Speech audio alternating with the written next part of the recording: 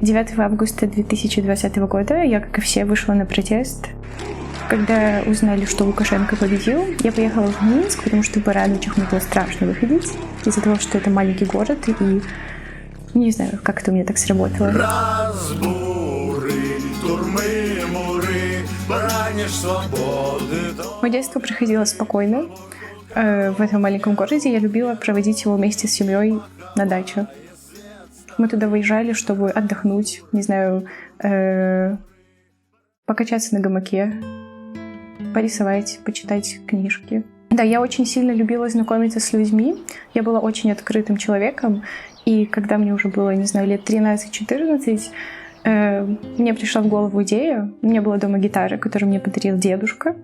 Я ее брала, я не умела в ней играть. Я шла в парк, садилась и просто ждала, когда ко мне кто-нибудь подойдет. Эти ребята подходили какие-нибудь и спрашивали, можно ли нам с тобой познакомиться, у тебя есть гитара, давайте вместе поиграем. Вот. Я никому не говорила, что я не умею играть на гитаре. У меня образование предпринимателя. Я училась в Минском колледже.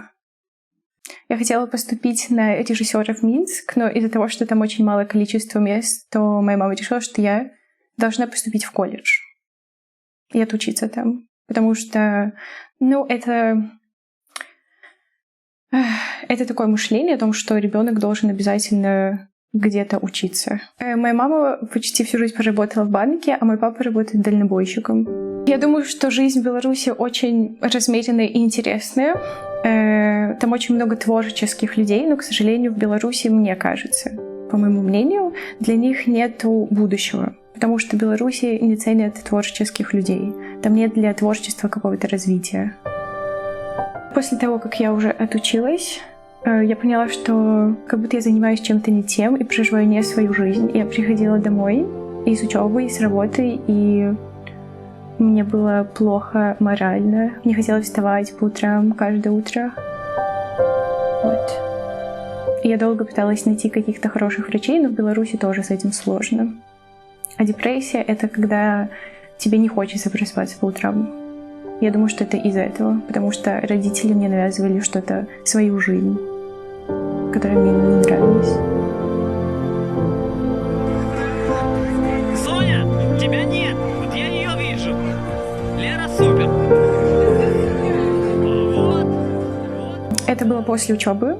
Уже во время, так сказать, этой депрессии я поехала в Египет. Моя подруга сказала, что давай съездим, поработаем, в то же время попробуем себя с какой-то новой стороны.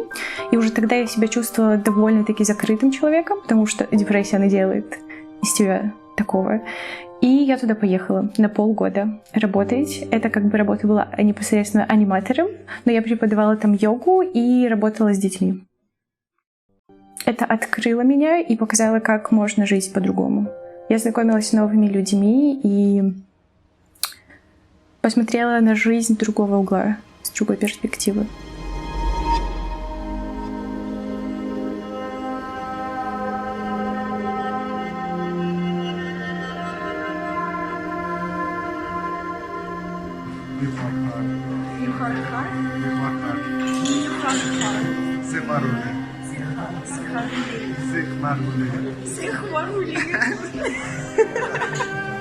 Первоначально я так на это смотрела, чтобы больше открыться, потому что мне нужно было там выступать на сцене и много контактировать с людьми. И я хотела преодолеть такой барьер между мной и людьми, потому что я знала, что вот он есть, и хотела это сделать. И найти как-то больше себя в этой поездке. И у тебя получилось избавиться от депрессии после поездки? Да, получилось, но я думаю, что не до конца, потому что тогда я начала употреблять наркотики. Мне казалось это чем-то веселым, и люди, которые меня окружали, я думала, что я иду в правильном направлении. У нас была одна компания людей, и мы сидели просто, это как была домашняя вечеринка, и кто-то притащил таблетки и сказал, что это бесплатно, и что все могут попробовать. Это был наш какой-то друг, который был, не знаю, богатый, но ему нравилось тусоваться Вот, он их принес, и я тогда первый раз попробовала. И мне очень понравилось. Я подумала, что... Точнее, я чувствовала такие эмоции, которые я никогда до этого не переживала. И это как-то немного затянулось, и проходило сначала раз в неделю, потом чаще, и было такое время, когда я их употребляла каждый день на протяжении недели. Когда я увидела, что я начинаю немного меняться, что я хочу тоже, что что-то властвует надо мной, какая-то привычка пагубная, и в один момент я решила просто отказаться от всего этого. Это было очень сложно. То есть я перестала общаться со всеми своими друзьями, потеряла контакты и уехала жить к маме. И тогда еще начался коронавирус.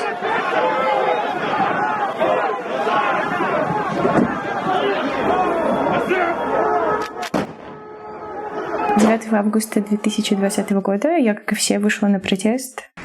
Когда узнали, что Лукашенко победил, я поехала в Минск, потому что в Барановичах мне было страшно выходить из-за того, что это маленький город, и не знаю, как это у меня так сработало. Мы договорились с друзьями, и в тот день на протесте я получила гранату. То есть она передо мной взорвалась.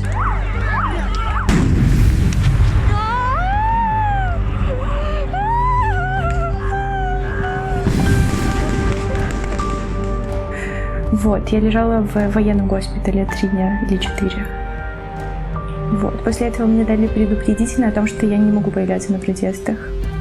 Наверное, через 2 месяца, когда уже все так накалялось в Беларуси, так сказать, накалялось, постепенно уезжали все наши лидеры-оппозиционеры, то 26 октября, когда была такая национальная забастовка, мы тоже вышли с нашими друзьями, чтобы показать наше мнение. Да, и меня забрали тогда на 14 дней в тюрьму.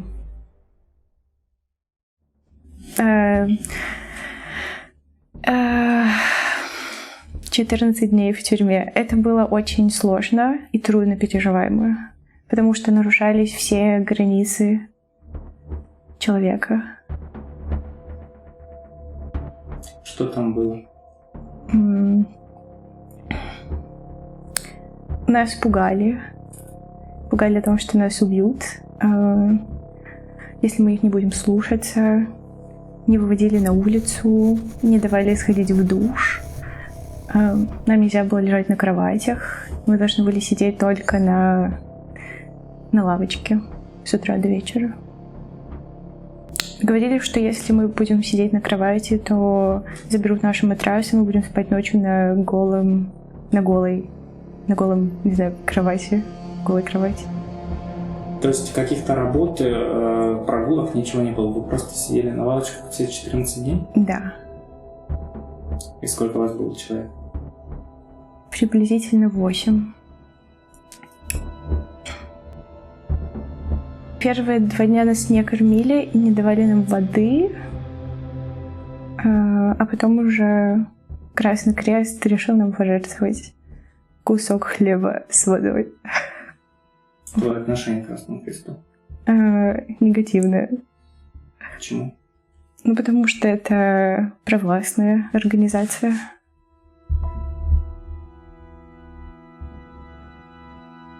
В тот же самый день мои друзья, они все липовались, они очень быстро бегают.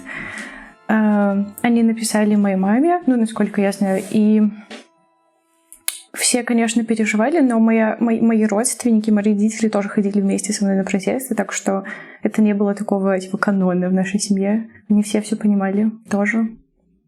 И когда на меня завели уголовное дело, то была девушка, которая выходила на пару дней раньше, и я написала ей письмо о том, чтобы она его передала моей маме, о том, что надо купить билеты.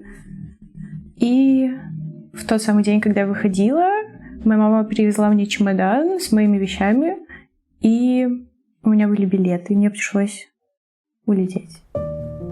Мне было очень страшно, но когда я сидела перед прокурором, который говорит, что я могу сидеть там еще 4 года или 5 лет, ну, говорил мне про какие-то такие цифры, я пришла тогда в нашу комнату и начала очень сильно плакать. Но тогда я себе дала обещание, что пока я не выйду из Беларуси, то я должна быть сильной. И мы летели в Киев. Как только я взлетела, то я начала очень сильно рыдать, потому что я узнала, что я покинула Беларусь, и у меня было очень много эмоций. Мне было страшно, потому что вся моя семья осталась там, все мои вещи остались там. Я не знаю, что лежит в моем чемодане. Я не знаю, что будет дальше. Я просто летела в неизвестность. Когда я вышла из тюрьмы, то моя мама сказала мне, что я поступила на такую программу для белорусов, для обучения польского языка. Да, то есть я знала, что Украина — это будет моей такой серединной точкой, где я просто должна буду провести какое-то время. И после этого, после Украины, я полетела в Польшу, чтобы учиться здесь. Как долго в Украине было? 2 месяца. Поздно, потому что здесь специальность, которая мне подходит, которая мне нравится. Киноведение и медиакультура. Мне давали стипендию. То есть ты поступила на бюджет? Или по программе это тебе было положено? Вот та программа подразумевала собой стипендию, она давала мне. Этой стипендии тебе хватало? И хватает на сей день или нет? Нет.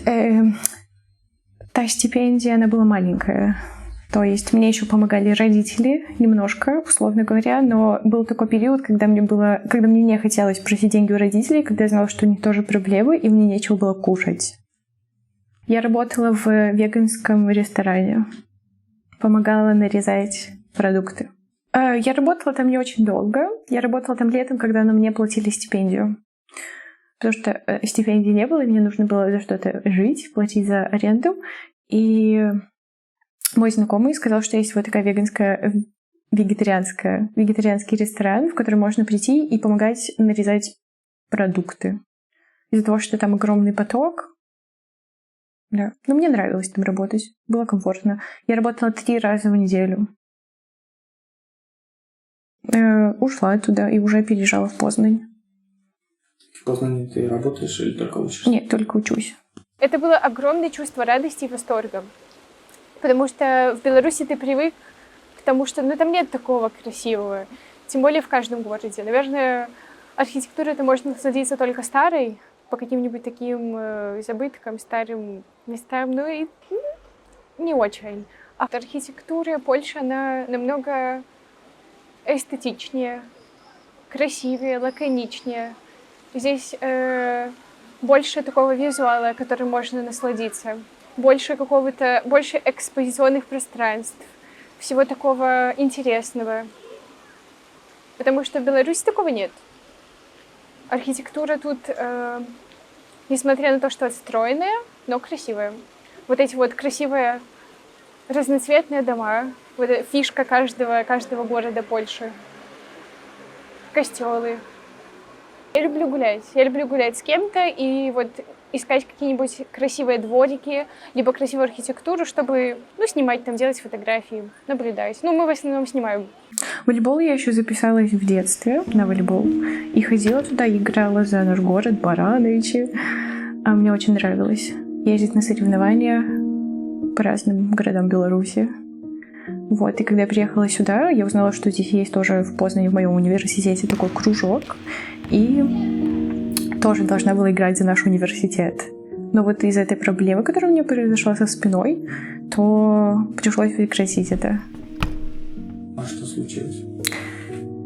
Я ходила в качалку, и когда я приседала со штангой, то в один день я взяла просто намного больше веса, чем нужно, и у меня там трещинка теперь в спине.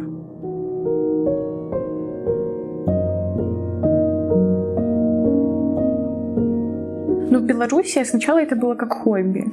Потом, когда я и мой тренер видели, что у меня получается, то меня перевели в группу посерьезнее. У меня были тренировки каждый день на протяжении недели. Иногда даже 2 раза в день.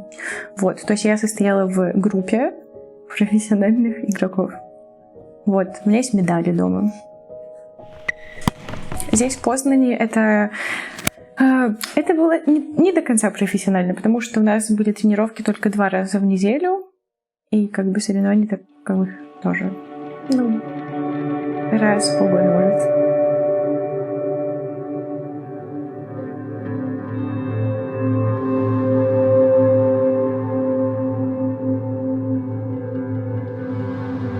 Когда я поехала в Египет, то я должна была преподавать зарядку. И один раз я познакомилась с женщиной, у которой была просто невообразимая энергетика, и она мне рассказала про йогу и показала, как делать йогу, как заниматься, какие упражнения нужно делать. И мне очень понравилось, потому что я чувствовала внутреннее спокойствие, и как будто что-то могло остановить мои мысли в голове. То есть с помощью йоги я останавливаю голос в своей голове. И с 2019 года я занимаюсь ей. Да, с помощью йоги я справлялась с депрессией и со своими мыслями в голове. Это очень сильно помогало йога и спорт. И такие вот активные занятия разные еще помимо этого.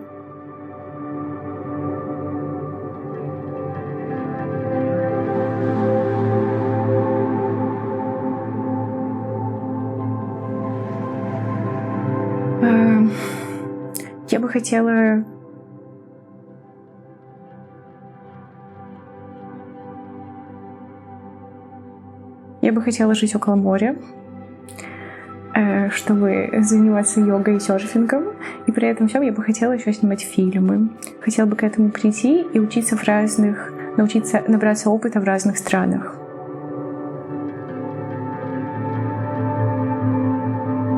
То есть Польша — это тоже такой неконечный пункт. И при этом всем остаться открытой и очень доброй по отношению к другим людям. Потому что я очень сильно люблю людей.